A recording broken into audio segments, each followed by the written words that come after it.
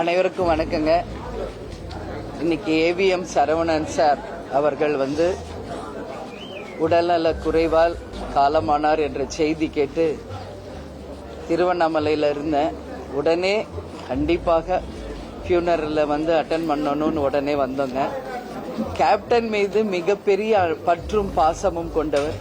இப்போ கூட குகன் சார் அவங்க பேத்தி எல்லாருமே என்கிட்ட சொன்னது, டெய்லி கேப்டன் படம் பார்ப்பாரு, டெய்லி கேப்டனை பற்றி எங்ககிட்ட பேசுவார், மிகப்பெரிய மரியாதை கேப்டன் மேலே அப்படின்னு அவங்க சொன்னாங்க. கேப்டனுக்குமே அவர் மேலே அவ்வளோ பாசம்.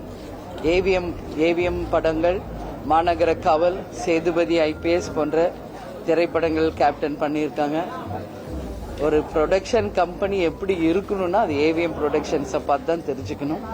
அந்த அளவு ஒரு டிசிப்ளின், அந்த அளவு ஒரு மிகப்பெரிய ஒரு இன்ஸ்டிடியூஷன் இது. ஏவிஎம் உள்ள வராமல் எந்த படமுமே ரிலீஸ் ஆக முடியாதுன்றது அப்படி ஒரு வரலாறு இந்த இடத்துக்கு இருக்கு. அந்த வரலாற்று நாயகனா நம்ம சரவணன் சார் வாழ்ந்திருக்காரு. அவருடைய மறைவு திரை உலகிற்கு மிகப்பெரிய இழப்பு.